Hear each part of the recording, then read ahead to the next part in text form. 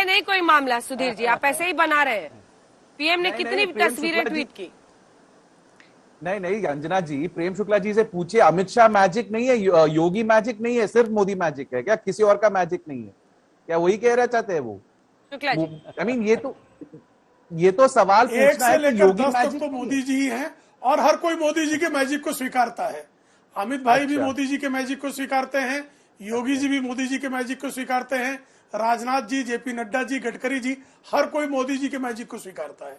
और योगी जी अमित शाह जी का मैजिक स्वीकार करते हैं। अभिषेक जी, योगी जी यहाँ पर तो 8-10 नाम भी हैं जो आप ले रहे हैं। आप अपनी पार्टी का बताइए ना 10 नाम, ऐसा मुझे 5 नाम बता दीजिए। चलिए, अखिलेश यादव को छोड़कर इस बार तो आप लोगों ने डिम्पल यादव जी को भी प्रचार के लिए कहीं नहीं निकलने दिया। नहीं, अगर वो निकाले, अगर वो प्रचार करेंगे तो ये कहते हैं परिवारवाद। अपर्णा बिस्को इन्होंने लिया पार्टी, तो परिवारवाद कहेंगे। इसी दबाव में रह आ रही हूँ हर्षप्रीत जी, जल्दी से एक बार अभिषेक जी से कमेंट ले लें।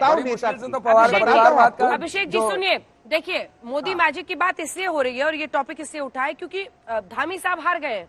पुष्कर सिंह धामी सीएम उत्तराखंड, गोवा, दोनों डेप्यूटी चीफ मिनिस्टर हार गए हैं।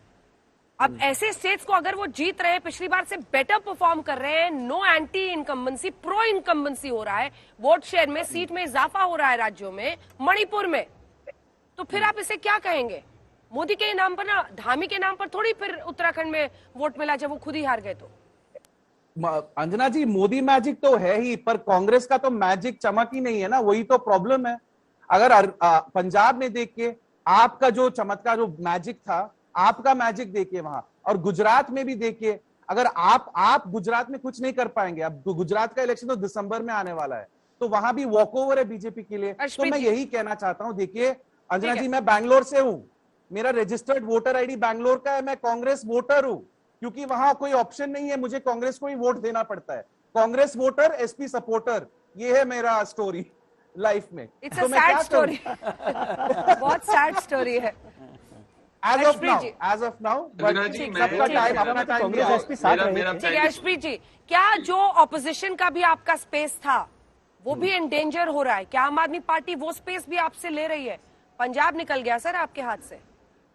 देखिए madam, as far as Punjab is concerned, Aam Aadmi party ने वहां पे मैनिफेस्टो ही नहीं दिया। जिस मैनिफेस्टो के बेसिस पे वो हमें या बीजेपी को क्रिटिसाइज करते थे, वो उन्होंने दिया ही नहीं है। और दूसरी बात यह है, बहुत कंसर्निंग मैटर है पंजाबियों के लिए, कि दिल्ली पंजाब को ओवर शैडो ना करे, बिकॉज ईगो क्लैश होने जा रहा है। केजरीवाल साहब ने आज तक किसी को अपने लेवल पे आने नहीं दिया। वो सुप्रीमो भी है पार्टी का और सबसे पावरफुल पोजीशन पे भी थे, लेकिन अब ये चीज बदलने जा रही है। उनसे ज्यादा पावरफुल पोजीशन पे भगवंत मान साहब बैठेंगे, तो हमें ये डर है कि भगवंत मान साहब कहीं उनके रिमोट कंट्रोल रबर स्टैम्प ना साबित हो, जैसे उनके संस्थापक कुमार विश्वास साहब ने कहा था। दूसरी बात मैडम, देखिए जीतना हारना तो is a part and parcel of the game, लेकिन मैटर करता है कि स्पिरिट क्या है। और हमारा स्पिरिट ये है कि लोगों की आवाज बुलंद करनी है। और जहां तक बीजेपी पार्टी कंसर्न्ड है, बीजेपी के लीडर्स जो दिल्ली में है वो ज्यादा खुश नहीं नजर आ रहे उत्तर प्रदेश की जीत से, बिकॉज मोदी साहब और अमित शाह कंसर्न है कि जो योगी आदित्यनाथ जी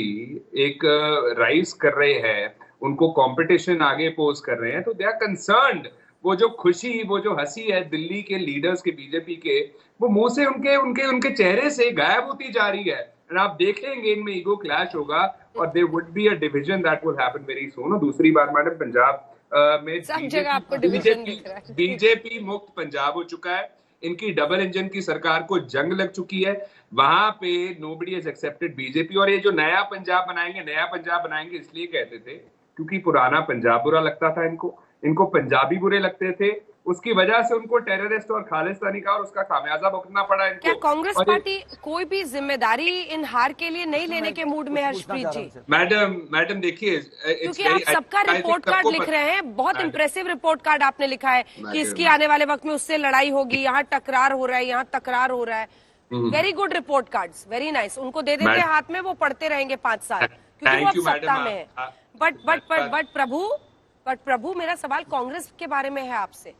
और शरद जी भी एक सवाल ये पूछना चाह रहा था इनसे कि देखिए, आपने इतना बड़ा कॉम्प्लीमेंट दिया, मेरा आपने दिन बना दिया, मेरी जिंदगी बना दी Anjana ji. But fact of the matter is कि जीत हार तो हो गई है मैडम, रिजल्ट आ गए हैं। अब देखना आगे ये है कि विकास करते कि नहीं। आई थिंक इलेक्शन जीतना काम नहीं होता, बीजेपी को लगता है वो देखिए काम सर, हमारा फर्ज है, हम आपकी आंखें खोलते रहेंगे। इलेक्शन के बाद असली काम बार शुरू फिर होता आपको है, दिखा रहे हैं। बीजेपी समझती नहीं है मैडम।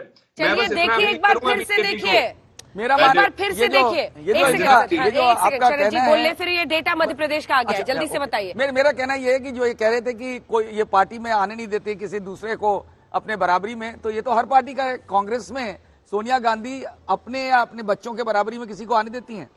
नरेंद्र मोदी जी तो 1 से नंबर 10 तक किसी को नहीं आने देते हैं। तो ये कौन सी नई बात है? वो वही केजरीवाल भी कर रहे हैं। तो ये तो कल्चर बन गया है। बिल्कुल, इसका भी जवाब आप दीजिएगा अर्शप्रीत जी। और मध्य प्रदेश का आंकड़ा अपने दर्शकों को दिखा रहे हैं। देखिए 2024 में क्या होगा, क्योंकि 2018 जिसके बाद 19 में चुनाव हुआ था, उस रेलेवेंस को हम ड्रॉ कर रहे हैं। 19 में केंद्र में बीजेपी की सरकार आई थी, लेकिन आप देखिए 2018 में मध्य प्रदेश में बीजेपी की कम सीटें आपसे आई थी, 109 सीटें आई थी, आपकी 114 आई थी। वोट शेयर भी उनका वोट शेयर आपसे बेटर था। लेकिन उसके बाद जब 19 में चुनाव हुए, तब देखिए क्या हुआ था। अब हम आपको 2013 का दिखा रहे हैं। तो कुल मिलाकर पॉइंट सिर्फ इतना है कि आप राज्यों में जीत भी जाते हैं, तो आप लोग, मतलब आपके पास चेहरा कौन है जो विश्वास पैदा करे, जो जनता को कि आप लोकसभा में टक्कर दे सके, ये सवाल है अर्शप्रीत जी। जी मैडम, मोदी योगी की लड़ाई पे हम प्रेम शुक्ला जी से बात कर लेंगे।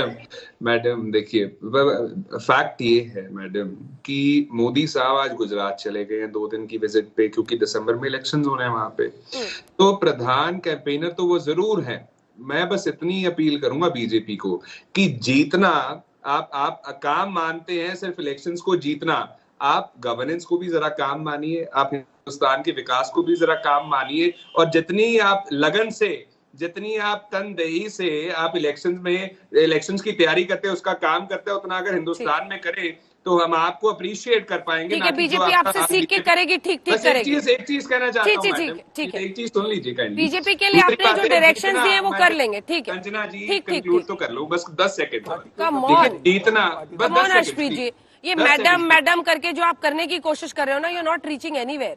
अंजना जी, वेरी रिस्पेक्टफुली, मैं सिर्फ ये कह रही हूँ, मैं सिर्फ ये कह रही हूँ, अगर रिस्पेक्ट देना बुरी बात है तो अंजना जी कह लेता हूँ। मैं कह रही हूँ कि आप टॉपिक पे आ ही नहीं रहे। आप कांग्रेस की जो रिस्पॉन्सिबिलिटी, उस पर एक लाइन का जवाब नहीं दे रहे। नहीं, मैं आपको बता रहा हूँ, देखिए सिंगल रूल यहाँ पे, unlike BJP, single man rule नहीं है यहाँ पे। यहाँ पे पूरी पार्टी बैठेगी, डिस्कशन होगी, आश्वासन देते हैं कि जो गलतियां हुई हैं उस पे सुधार होगा।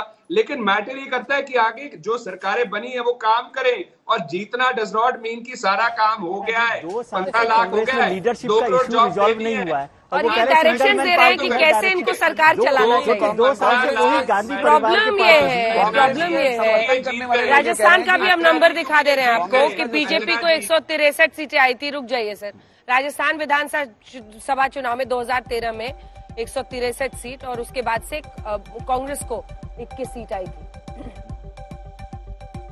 2014 में फिर बीजेपी की सरकार बनी थी। उसके बाद से हम आपको दिखा रहे हैं 2024 में क्या होगा। इसमें 2013 के आंकड़े हैं वोट प्रतिशत का भी, तब हुआ था। मतलब कोई रेलेवेंस दिखता नहीं है बेसिकली, क्योंकि उस समय फिर कांग्रेस की वहां सरकार बनी थी, यहाँ पर बीजेपी की बन गई। उसका रेलेवेंस यही है ना कि बीजेपी, मतलब वहां पर उनके पास एक फेस है नरेंद्र मोदी। आप जब 2013 से यदि शुरू कर रहे हैं तो वहां पर एक रेलेवेंस है कि वहां पर एक बड़ा बदलाव आया कि बीजेपी के पास नरेंद्र मोदी का चेहरा आ गया। शरद जी जानते हैं कि 2012 तक, जब 2013 में गोवा में फैसला हुआ नरेंद्र मोदी को, उससे पहले भारतीय जनता पार्टी को उम्मीद ही नहीं थी कि वो कोई सरकार बनाने की रेस में है। बिल्कुल, मतलब एक बड़ा काम हुआ था कि यूपीए सरकार के खिलाफ भ्रष्टाचार के मामले और वो सब बने थे, लेकिन उस समय तक एक बहुत कंफ्यूजिंग स्टेट थी बीजेपी की, और वो अपनी लीडरशिप तलाश रही थी। लीडरशिप निकल कर आ गई और उसका नतीजा हुआ, और वो लीडरशिप बीजेपी ने नहीं खोजी। वो तो नरेंद्र मोदी ने अपने आप को डिक्लेयर किया। नरेंद्र मोदी ने डिक्लेयर किया, लेकिन राष्ट्रीय कार्यकारिणी हुई थी गोवा में, जहां पर कई नेता थे जो उससे नाराज भी बता रहे जा रहे थे, जो नहीं पहुंचे थे, आए भी तो बैठक में नहीं आए थे। मैं गोवा में थी उस वक्त, जब आप भी थे, मुझे याद है। राष्ट्रीय कार्यकारिणी की वो बैठक थी जहां पर गोवा में, और उस वक्त राजनाथ सिंह ने बहुत हंगामे के बीच हुआ था। मुझे याद है अरुण जेटली ने प्रेस कॉन्फ्रेंस उस वक्त बाहर आकर की थी, सुषमा जी के बारे में बताया जाए वो नाराज चल रही थी, और लेकिन राजनाथ सिंह ने वहां पर अंदर उनका नाम ये किया था। तो